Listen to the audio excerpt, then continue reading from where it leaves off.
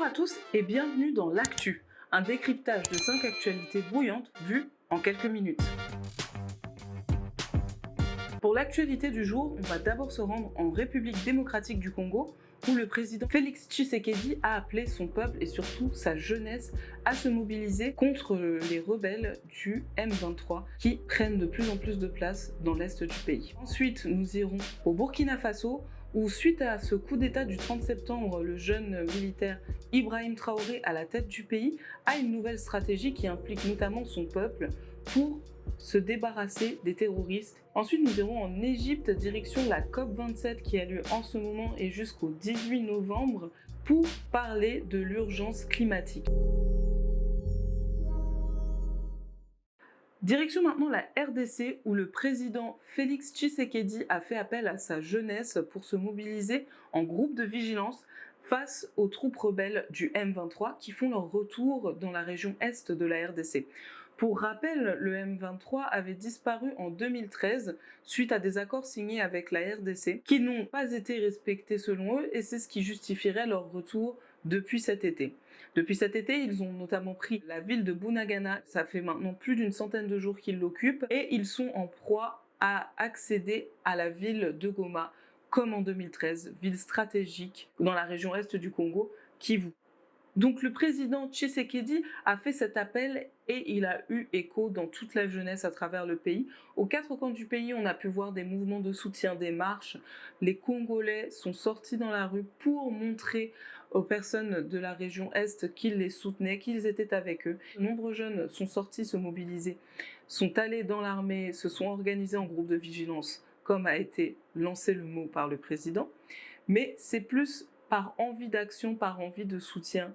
Et certains déplorent d'ailleurs un manque d'action du gouvernement. Et d'autres voient dans cet appel un appel stratégique au vu des présidentielles de 2023 qui s'approchent. Certains auraient voulu que l'administration, que l'État lui-même puisse se mobiliser, puisse mettre plus de moyens pour lutter contre ces attaques terroristes. Donc, suite à ça, le 8 novembre, on a l'Assemblée nationale congolaise qui a fait voter une loi plutôt stratégique car tous les groupes rebelles, ils sont nombreux dans la région est de la RDC à faire des demandes de négociation qui impliquent toujours le fait de pouvoir intégrer les forces d'armée congolaises, intégrer l'État, intégrer la police et finalement cette loi qui a été votée est stratégique car elle l'empêche, elle interdit formellement toute personne ayant eu des activités dites terroristes, tous les groupes rebelles, de pouvoir intégrer les forces congolaises et d'être amnistiés. Donc, on peut se poser la question de savoir comment vont se passer les prochaines négociations avec les groupes rebelles, dont le M23 qui a particulièrement été pointé du doigt, qui serait de mèche, selon le gouvernement, avec le Rwanda. Donc Kigali est pointé du doigt par Kinshasa sans cesse depuis plusieurs mois. Les attaques sont vives, même si le Rwanda ne cesse de réfuter son implication avec ce groupe terroriste. Si vous souhaitez comprendre un peu mieux ce contexte pour comprendre comment il y a eu toutes ces violences dans la région est de la RDC, vous pouvez déjà aller voir, si ce n'est pas encore fait, ma vidéo face à face avec le docteur Denis Mukwege. Denis Mukwege qui d'ailleurs se présente lui également aux présidentielles de la RDC de 2023 qui sont en décembre, on en parlera un peu plus, c'est une affaire à suivre. Direction maintenant le Burkina Faso où l'on va voir comment le pays avance depuis ce coup d'État et quelles nouvelles stratégies de gouvernance ont été mises en place par le président de la transition, Ibrahim Traoré. Donc c'était ce 30 septembre que le colonel Damiba se faisait renverser par Ibrahim Traoré et ses troupes qui sont issues des forces mêmes du colonel Damiba. Donc ce 2 octobre, les Burkinabés ont découvert à la télévision qui était leur nouveau dirigeant de cette transition, qui est Ibrahim Traoré. En effet, plusieurs personnes, que ce soit de son entourage, de son gouvernement ou dans le peuple burkinabé, estimaient que le colonel Sandaogo Damiba n'adoptait pas la stratégie qu'il fallait pour diriger le pays dans la bonne voie d'une transition équilibrée. Donc, il n'avait pas assez de solutions en ce qui concerne la sécurité, il n'avait pas une bonne vision stratégique et de placement pour le pays, pour ses intérêts économiquement. Il laissait trop la porte ouverte, selon eux, à des pays étrangers, comme notamment la France. Et pour finir, il ne semblait plus vouloir quitter le pouvoir. C'est donc tout l'inverse que Ibrahim Traoré voudrait faire et c'est ainsi qu'il est arrivé. Il serait arrivé poussé par ses camarades qui l'auraient choisi.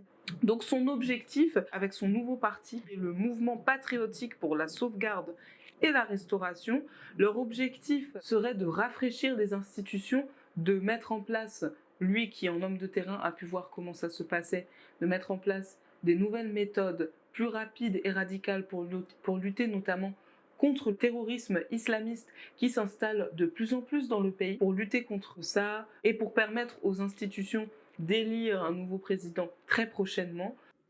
En tout cas, depuis son arrivée, il enchaîne les actions dans le but de changer la face du pays. Fin octobre, par exemple, on le voyait au Mali rencontrer son homologue Assimi Goïta, et puis dans les mêmes temps, il a fait appel au peuple dans le but de recruter 50 000 personnes pour épauler l'armée et ainsi être présent sur tous les fronts face aux djihadistes, car le combat face aux djihadistes est sa priorité. Dans ses élans de vitesse, il ne laissait qu'une dizaine de jours, mais il a dû rallonger le délai d'ailleurs. Mais malgré tout, cet enchaînement d'actions n'est pas bien vu par tous. En effet, pour le Front patriotique, il ne suffit pas de donner des armes aux populations dans le cadre de la lutte contre le terrorisme, mais il faut élaborer une vraie politique de défense populaire. Ce regroupement de partis et d'associations s'inquiète de voir qu'aucun civil allié à un parti politique n'a de mot à dire sur la gouvernance actuelle. Alors on attend de voir comment va se dérouler cette transition et surtout si le délai de 2024 sera bien respecté par Ibrahim Traoré pour rendre le pouvoir aux civils. C'est une affaire à suivre. Direction l'Éthiopie maintenant, où un cessez-le-feu a été signé quasiment 2 ans jour pour jour après le début de la guerre du Tigré. Donc c'était le 4 novembre 2020, je vous en parlais dans une vidéo et d'ailleurs pour ceux qui nous suivent un peu partout, nous avons récemment ouvert un site web, malkiamedia.com, n'hésitez pas à y aller, où on vous a fait un article qui résume un peu ce qui s'est passé dernièrement dans la région du Tigré et où est-ce qu'on en était dans cette guerre. Donc la nouvelle vient de tomber ce 2 novembre, un cessez-le-feu a été signé, donc c'est le premier acte de paix qui a été signé dans cette guerre. Donc on pouvait entendre ces mots, c'est le début d'une nouvelle aube pour l'Éthiopie, pour la Corne de l'Afrique et même pour l'ensemble de l'Afrique. Ce sont des mots qui ont été prononcés par l'entremetteur qui est nigérian, il s'appelle Olusegun Obasanjo. Il a été l'entremetteur de cet accord de paix. Donc cet accord de paix qui a été signé entre les Tigréens et le gouvernement arrête la guerre civile. Ce n'est pas pour autant que la paix est effective. Donc c'est quand même une nouvelle à prendre avec des pincettes. Certains pensent, notamment comme le directeur de l'OMS qui est en fait d'origine tigréenne, il n'a pas hésité à lancer l'alerte la semaine dernière en pointant du doigt le fait que même après la signature de cet accord, on n'a toujours pas vu les routes se libérer pour acheminer des aides alimentaires, des aides médicales, parvenir jusqu'aux personnes affaiblies qui ont subi de plein fouet cette guerre dans la région du Tigré. Donc lui-même a de la famille dans la région et il parle de cette impossibilité à communiquer avec eux. Donc on espère que cette guerre va pouvoir se résoudre, se terminer correctement, que ce n'est pas une énième tentative avant une reprise des coups de feu, car on parle ici d'une guerre qui est quasiment génocidaire. D'ailleurs, le docteur Tedros, comme on l'appelle, est un des premiers à avoir utilisé le terme génocide concernant cette guerre, génocide envers le peuple tigréen. C'est une affaire à suivre. Direction maintenant le Mali. Depuis la mise en place de ce nouveau gouvernement avec en tête Assimi Goïta, la France ne cesse d'être pointée du doigt par le pays. En effet, on a pu entendre des discours à l'ONU. Le Mali, dans sa lettre en date du 15 août 2022, a demandé la tenue d'une réunion d'urgence du Conseil de sécurité des Nations Unies. Cette réunion a pour objet de permettre au Mali de présenter les éléments de preuve en sa possession, démontrant que l'armée française a agressé en de maintes reprises mon pays. Le gouvernement renouvelle sa demande d'avoir une réunion spécifique du Conseil de sécurité qui lui donnera l'occasion de présenter des preuves concrètes des actes de duplicité, d'espionnage et de déstabilisation de la France à l'encontre du Mali. Cela nous a mené début novembre à un discours d'Emmanuel Macron qui officialisait clairement le retrait des forces Barkhane du Mali et même finalement de la région Sahel. Au départ, le président Emmanuel Macron parlait il y a quelques mois de retirer les troupes du Mali pour les déplacer dans un pays voisin comme le Niger ou encore le Burkina Faso. Et aujourd'hui, il est clair que les forces Barkhane et les forces françaises se retirent de tous ces pays. En parlant d'ailleurs de ces différends qu'il y a entre la France et le Mali, souvenez-vous, en début d'année, on parlait de l'influence française sur le groupe de la CEDEAO. Et ce 9 novembre, une plainte a été déposée contre la CEDEAO par l'association Youth for Peace and Security Africa. Ils considèrent que cet embargo a été illégal, sévère et inutile. Et c'est pour ça qu'aujourd'hui, l'ONG demande 6 milliards de dollars en réparation.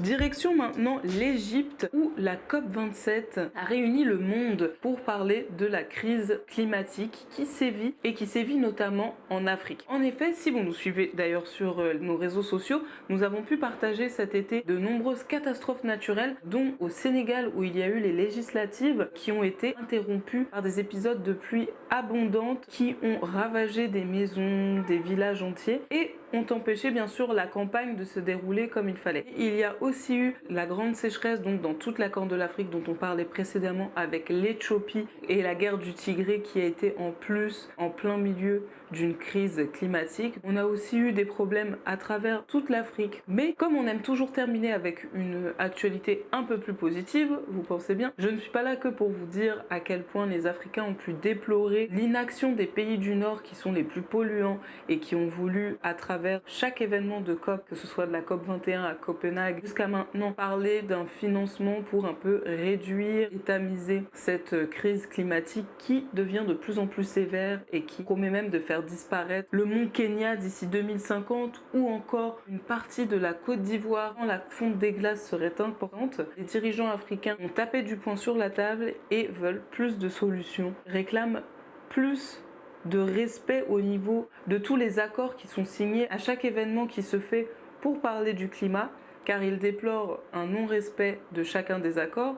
Même le financement n'est pas tout à fait respecté, au grand désarroi de l'Afrique qui suffoque. Donc par chance, les Africains ont pu s'organiser. On a par exemple à Madagascar eu cet été une mise en place d'un nouveau système d'agriculture avec une association qui est allée voir des paysans pour vraiment les conseiller sur le genre de produits à planter au vu du nouvel écosystème qui est en train de naître pour que le pays puisse se nourrir avec de nouveaux produits, puisse se nourrir de manière plus locale. On a du côté de l'Afrique de l'Ouest le retour de la farine de mil par exemple qui se fait davantage. On pense un peu moins farine de blé, un peu plus farine de mil, un peu plus locale et ce partout en Afrique. Donc c'est une bonne nouvelle. C'est quelque chose qui nous a été apporté bien sûr par la crise en Ukraine, par la crise climatique. Donc on espère quand même que cette COP27 qui se terminera le 18 novembre aura un peu moins de promesses et un peu plus d'actions. En tous les cas, c'est ce que les Africains attendent. Donc c'est une affaire à suivre. Je vous remercie d'avoir suivi ce numéro de l'actu. On a disparu pendant un petit moment, mais c'est terminé, on est de retour. Je vous invite néanmoins à nous suivre sur nos réseaux sociaux, que ce soit Facebook, Instagram, et aussi sur notre nouveau site web où on sort des articles, comme notamment celui sur l'Éthiopie et la guerre du Tigré. Quoi qu'il en soit, moi je vous donne rendez-vous la semaine prochaine et je vous dis à très bientôt sur Malkia Media.